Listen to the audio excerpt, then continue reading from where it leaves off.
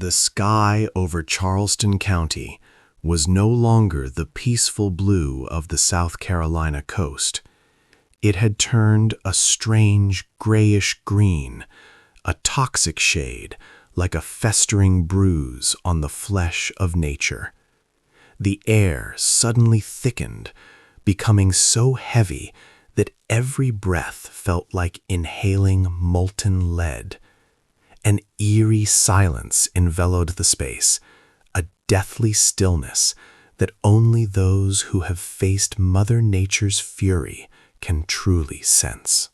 The smell of ozone was thick and pungent, signaling a terrifying release of energy about to occur.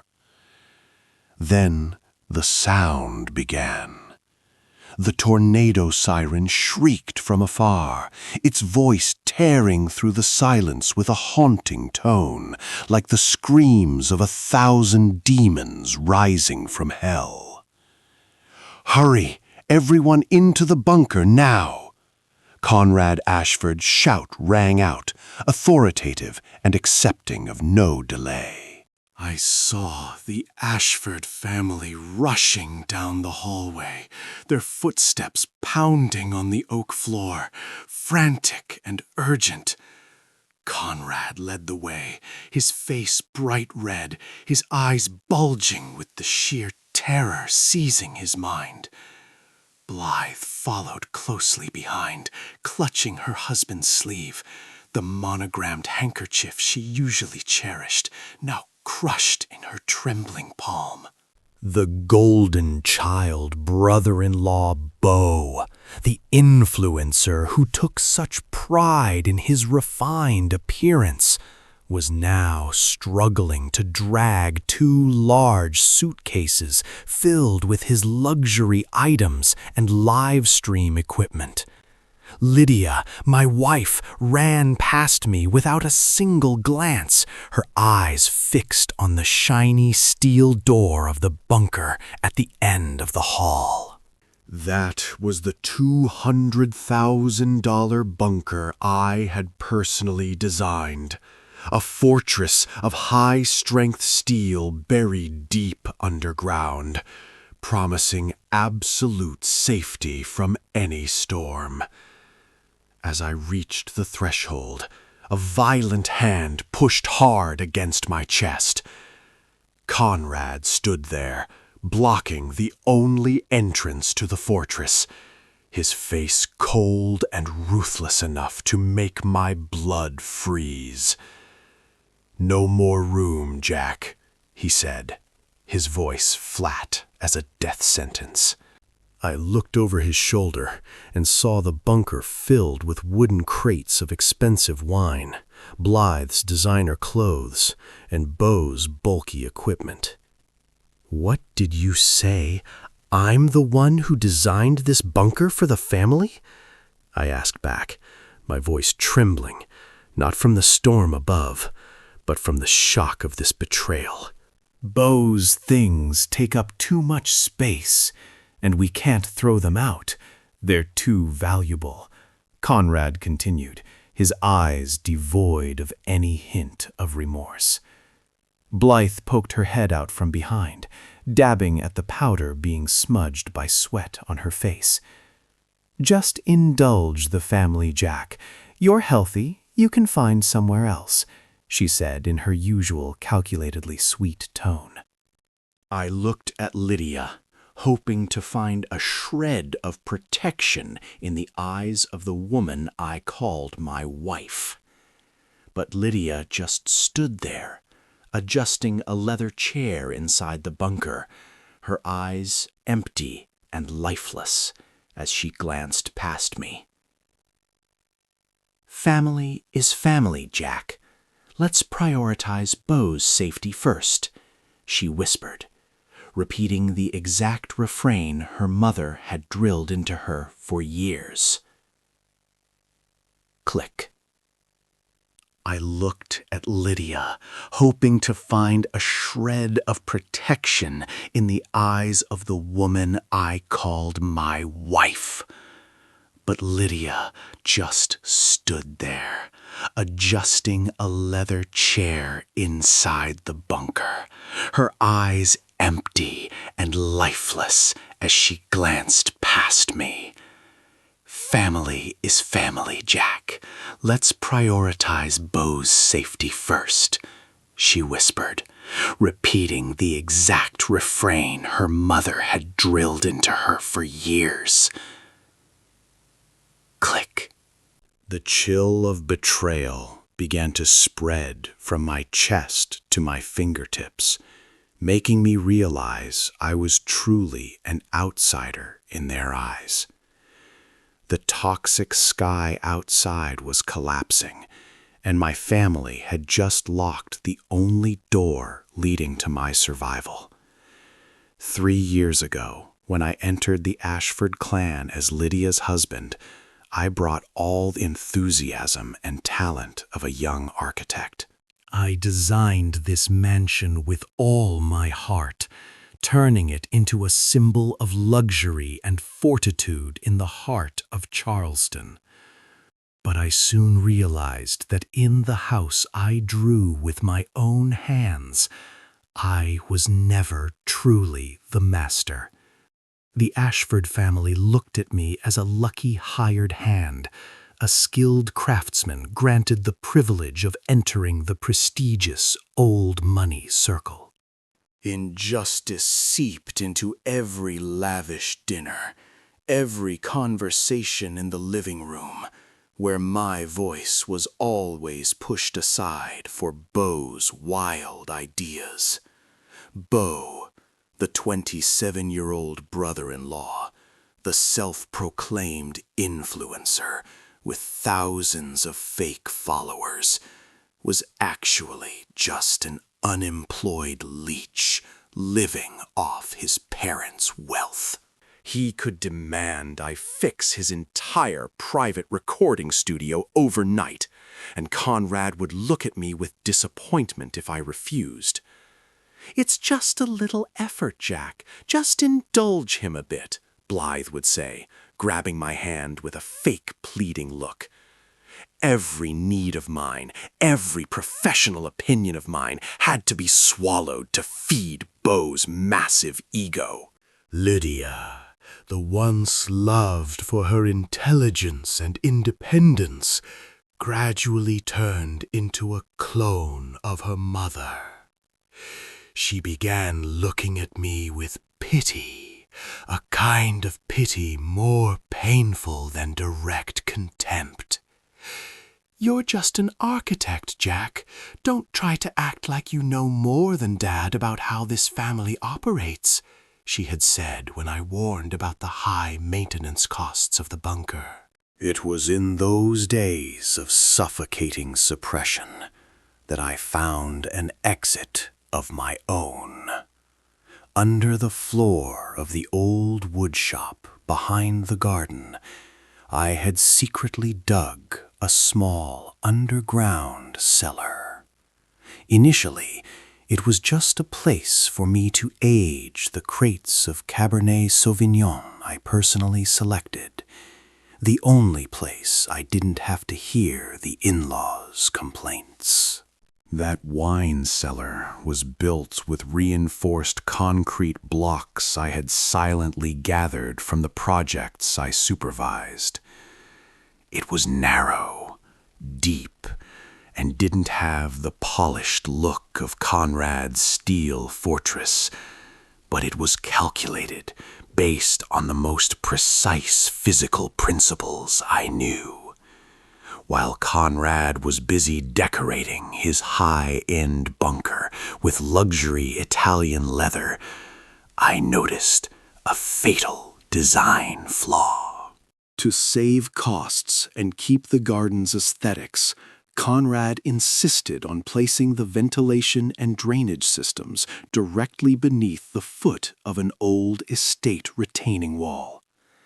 I tried to warn him that if there was a flood or major landslide, that system would become a funnel, drawing water directly into the bunker. "Don't teach rich people how to spend money, Jack," Conrad had snapped in front of guests at a tea party. Lydia just stood there, looking at me with shame, as if I had done something incredibly rude in front of high society. Since that day, I remained silent. My silence was not submission, but preparation for a judgment day I knew for certain would come. I equipped my wine cellar with an independent camera system connected directly to the mansion's internal network, for which I knew every schematic.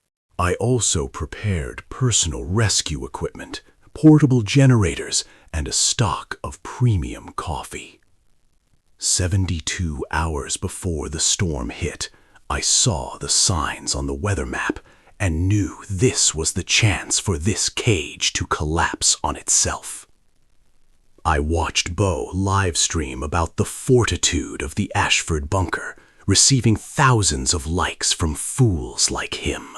I saw Conrad and Blythe complacently enter their fortress, carrying all the arrogance of those believing money can buy immortality against natural disasters. And I saw Lydia, the wife who once vowed to stay with me through hardship, be the last one to press the steel door button right in my face. Now, standing in the dark hallway with the storm wind tearing the roof above, I am no longer afraid. I feel a strange serenity, like 1,000-pound weight has been lifted from my shoulders. I turn my back on their luxury steel door, walking with decisive steps toward the old woodshop under the thickening rain. The key to freedom is in my hands, and this storm will be the fairest appraiser for the chains they created. I will go down to my wine cellar, sip a glass of the finest Cabernet, and wait to see how old money copes when water starts rising in their fortress. The sound of my footsteps pounded on the leaf litter and mud, beginning to soften under the torrential rain, sounding heavy, like the knock of an unavoidable fate. I pushed the heavy wooden door of the old shop, feeling the chill of metal through my soaked coat, a bone-deep cold spreading from flesh to marrow. The door slammed behind me, separating me from the swirling, toxic purple sky outside, leaving only the thick silence of the underground wine cellar. I walked down the steep concrete steps, the moisture and scent of deep earth mingling with oak from the sealed wine barrels, creating a scent of true protection. Here, 3 meters underground, the roar of the storm was just a muffled hum, like the pounding heartbeat of a trapped monster. I lit a small candle, its yellow light dancing on the rough concrete walls I had personally calculated to withstand the pressure of thousands of tons of debris. I slowly approached the wine rack, where the 1996 Cabernet Sauvignons lay covered in dust, each bottle a testament to the patience I had to learn over 3 years with the Ashfords. I used a silver corkscrew, hearing the cork pop smoothly, a sound of freedom I never felt in Conrad's living room. The light tannins and rich aroma of ripe fruit spread across my tongue, but my mind drifted to the tablet screen, displaying images from the hidden cameras. Outside, the world was being torn apart. I looked through the camera mounted on the shop roof.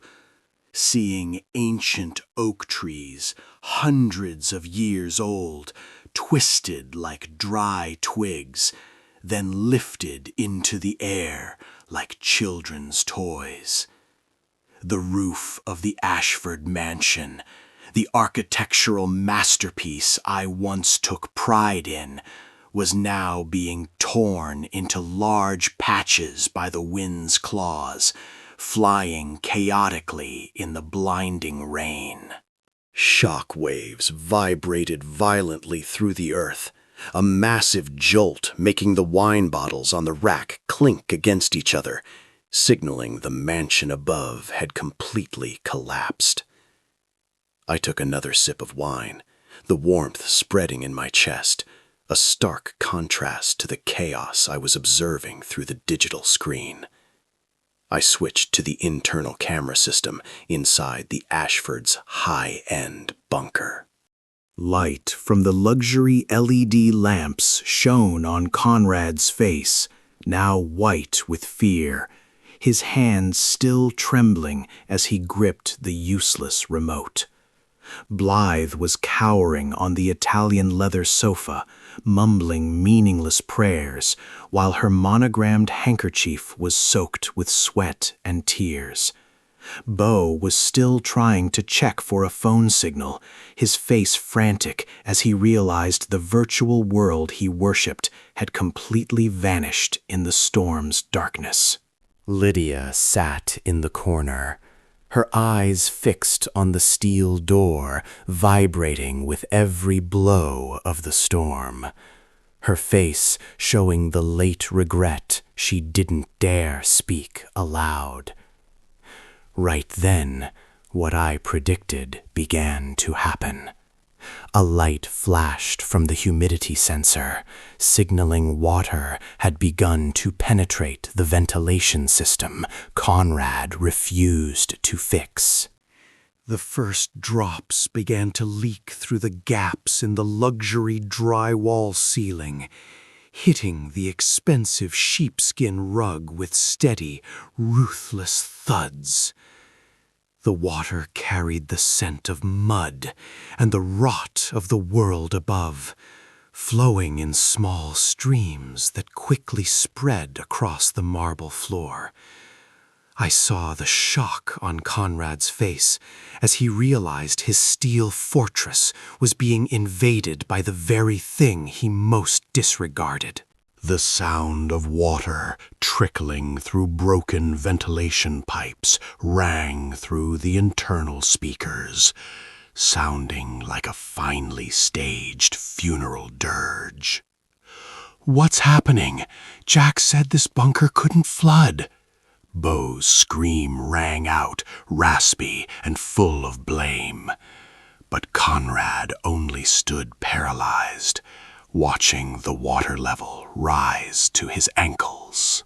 Their arrogance had now turned into a death trap, and the only key to open that steel door was buried under dozens of tons of brick and wood from the collapsed mansion.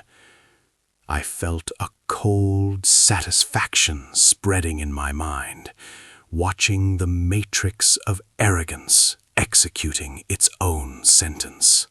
I calmly poured another glass of wine, listening to the wind roar above beginning to decrease in intensity, signaling the main storm had passed. But the tragedy inside the bunker was just beginning. The drainage system Conrad placed at the foot of the retaining wall had burst, turning the entire bunker into a giant funnel, sucking water from the wreckage above. I observed through the camera, seeing Blythe trying to lift Beau's expensive suitcases out of the water, her face wrinkled in ultimate panic. Lydia finally spoke, her voice trembling and full of desperation. "We need Jack. He's the only one who knows how to operate this emergency pump system." Conrad didn't answer. He looked at the steel door jammed tight by the pressure of the debris outside, realizing his old money couldn't buy a breath. as the water rose to his chest. The gilded cage they had been so proud of was now turning into a steel coffin, and my silence was the most powerful answer to their ingratitude. I turned off the screen, leaving them in darkness and the sound of flowing water, then leaned back against the oak barrels, closing my eyes to enjoy the absolute silence of the wine cellar. The storm had done its job, and now it was my turn to perform the rest of this revenge symphony. The taste of freedom had never been so rich and sweet, even in the most expensive bottle of wine. My preparation over 3 years was not to save them, but to witness the moment they realized the price of betrayal. Judgment Day had truly begun beneath the ruins of the Ashford clan. The roar of the wind outside had begun to subside, giving way to a silence even more terrifying than the storm. I sat in my wine cellar, the cold blue light from the tablet screen reflecting on my face, mirroring a composure I had sharpened over 3 years. The scent of freshly brewed espresso filled the narrow space, a sharp and alert aroma, contrasting with the smell of mud wafting from the wreckage above. I leisurely took a sip of the bitter coffee, feeling the heat spread down my throat, and began to activate the live stream system. The title of the live stream appeared on the closed forum of Charleston's high society. The Fortitude of the Abandoned and the Ashford Steel Fortress. Within seconds, the number of participants began to soar. The most prestigious names in the region, those who always looked down on me at tea parties, were now holding their breath watching the screen. I turned the camera toward the internal monitoring screen of the Ashford bunker. The image revealed a sickening scene of vanity being submerged. Water had risen to Conrad's knees, carrying debris of drywall and expensive wine bottles floating like corpses of greed. Blythe was standing on a wooden chest, hands trembling as she gripped the ventilation pipe, her monogrammed handkerchief now just a soaked rag. Beau was screaming into a phone with no signal, his face distorted with the panic of a man realizing his virtual life couldn't save his real one. Lydia stood by her father, her eyes red from crying and the cold moisture, looking into the camera as if sensing I was there. I pressed the button to activate the two-way internal speaker system. Is everyone in there doing okay? My voice rang out through the bunker, flat and cold like a sentence handed down in court. The silence inside the bunker held for just a second, before Conrad rushed toward the camera. "Jack, you bastard! Open the door immediately!" he screamed, his voice raspy and full of the authority of a man who never learned to beg. "We're drowning in here. Your pump system is garbage." I smiled, a smile I had saved through 3 years of enduring his contempt. "The pump system isn't garbage, Father," I replied, taking another sip of coffee leisurely before the live stream camera. "It simply cannot handle the stupidity of the person who placed it under a rotting retaining wall just to save money. Whispers began to explode in the live stream comments. The storm had done its part, and I had completed the symphony of revenge. Their gilded cage had become a steel coffin, where greed was being washed away by murky water. I leaned back against the oak rack, taking a deep breath of the fresh air in the underground cellar, feeling freedom flowing through my veins. The battle was over, and the true hunter is the one who knows how to wait until the prey walks into its own trap. Family is family, right, Mother? I repeated the exact phrase she had used to torment my self-respect for so long. But my wine cellar is also full. There's only enough room here for my silence and a perfect bottle of Cabernet. Lydia suddenly sobbed, her cries through the speakers sounding heart-wrenching, carrying the wreckage of a blind faith. "Jack, you can't be this heartless. I'm your wife.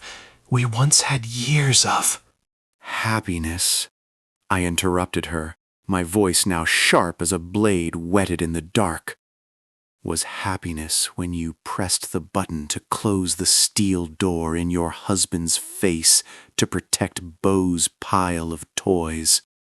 The part of me that always wanted to please you died the moment that door closed, Lydia." Her silence was the most powerful answer to that betrayal. Beau began to lose it, picking up one of his mother's makeup cases and throwing it hard at the camera. "You're a hired hand, an outsider. I'll kill you when I get out of here." I looked at the screen, seeing thousands of comments from Charleston's elite, mocking the cowardice of the Ashfords' golden child. Their reputation vanished faster than the storm tore their roof. I leisurely poured a bit more coffee, the rich aroma spreading, filling my lungs with a sense of true power. "I've already called the professional rescue team," I said, with a tone of mocking benevolence. "They'll be here in about an hour, if the water doesn't rise too fast. But remember, the cost of private rescue and clearing this wreckage will be charged to your personal account, Conrad. And don't worry, all of Charleston is witnessing your family's true fortitude today." Conrad collapsed into the water, his aged face completely crumbling before the humiliating truth being exposed. The light of the live stream shone directly on the rot of a clan always proud of its old money blood. I pressed the button to end the live stream, leaving them in panic and the sound of water trickling ruthlessly through the gaps. The storm had done its part, and I had completed the symphony of revenge. Their gilded cage had become a steel coffin, where greed was being washed away by murky water.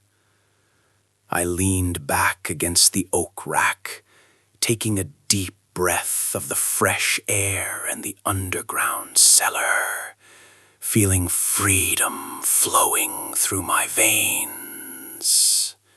The battle was over, and the true hunter is the one who knows how to wait until the prey walks into its own trap. The morning sun of the next day shone on the ruins of the Ashford mansion, bringing a strange stillness after nature's fury. The smell of damp mud was still thick in the air, but it had begun to be overwhelmed by the pure scent of the reviving Charleston sea. I stood on the mangled grass, watching the professional rescue team working to cut the steel layer of the bunker to bring the Ashford family out. Conrad, Blythe, and Beau emerged with a pathetic appearance I'm certain they would never dare post on any social media. Their faces were pale, designer clothes stained with mud and buttercream from broken food containers. They looked like ghosts just rising from a lavish grave. Lydia saw me. She tried to rush over, but her trembling legs made her collapse on the ground filled with glass shards. "Jack, please." "Tell me you were just joking," she sobbed, her cries choked in a throat full of dust. I looked at my wife. For the first time I saw her as truly small and mediocre amidst the ruins of the vanity she hang-worshipped. "I wasn't joking, Lydia," I said, my voice flat and clear as the sky after the storm. The storm cleaned this house, and it cleaned my life as well. I slowly pulled a file from my dust-free leather briefcase. It was the divorce papers and documents transferring back all my architectural shares in the Ashford clan's projects. I placed them on the emergency gurney right next to Conrad, who was breathing oxygen with eyes full of ultimate shame. The live stream video from last night had reached millions of views, and all of Charleston now knew the true fortitude of those who locked the door and abandoned a family member in the storm. Their reputation had turned to ash. Some bridges, once burned, should not be rebuilt. I turned my back and walked away, the sound of my shoes on the leaf-strewn asphalt sounding decisive and free. No more afternoons hearing Blythe's nagging. No more sleepless nights fixing Beau's stupidity. The phone in my pocket vibrated with a new notification, an architectural contract from an international corporation waiting for me at my new office.